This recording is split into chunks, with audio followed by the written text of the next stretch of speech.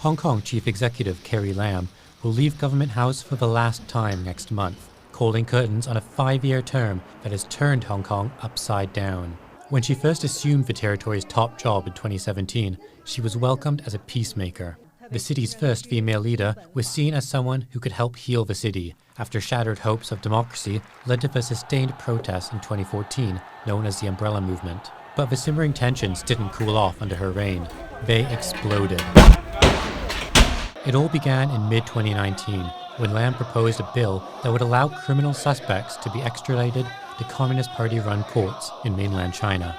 Carrie Lam pushed this legislation through LegCo in spite of massive protests and also in spite of opposition, very considerable opposition, from the traditional supporters of the government. As this opposition mounted, Lam only became more determined to pass the bill. In June 2019, 2 million people, about a quarter of Hong Kong's population, took to the streets against the extradition bill. Activists say Carrie Lam responded by pushing harder to pass the bill, in turn pushing citizens to the brink.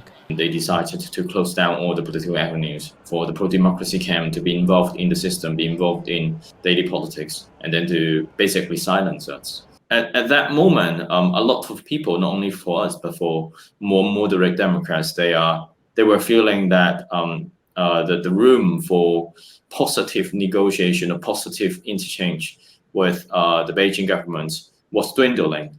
And up to a point when the 2019 protests took place, we all realized that the room is basically minimized, that there's no meaningful interaction anymore. And Hong Kong people were so angry about it and they started to resist. Lam eventually backed down, and in July 2019, she announced the extradition bill was dead. But it was too late. It had ignited the undercurrent of discontent with Hong Kong's government and Beijing's tightening grip. I personally have to shoulder much of the responsibility. Demonstrations turned violent as protesters began targeting property associated with the government, and Lam's administration leaned on the police to resolve tensions by force. The government insisted that a silent majority of Hong Kongers supported them, but elections in November that year saw pro-democracy candidates take over 90% of local councils. It was the biggest landslide in Hong Kong's electoral history. If you look at the track record of Chinese Communist Party at selecting our leaders, it has not been particularly good. So we had a tycoon, Mr. Tong, who left in the middle of his second term, and then we had an administrative officer, Donald Zhang, who ended up going to jail for misconduct in public office. Then we had someone with another business background, C.Y. Leung, a professional with strong links to the party in Hong Kong, who left after one term and left the city very badly divided. And then, of course, we have Carrie Lam.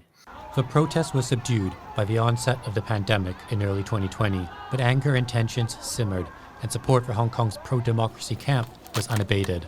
And as dissent grew louder and demonstrators threatened to take to the streets again, the crisis would be extinguished only by a strict new law, direct from Beijing. In her last 2 years in office, hundreds of political prisoners have been jailed under this national security law, once a promised land for those fleeing persecution. Lam has presided as Hong Kong transformed from one of the world's freest cities to one where critics are persecuted and dissent is silenced. In the quarter of a century since Hong Kong was returned to Chinese rule, its chief executives have been remembered less for their accomplishments than for the political crises they weathered. Having overseen the city's most widespread upheaval, its harshest political crackdown, and a global pandemic in which Hong Kong's death rate topped the world, Lam's time at the helm looks set to go down as the most unforgettable yet.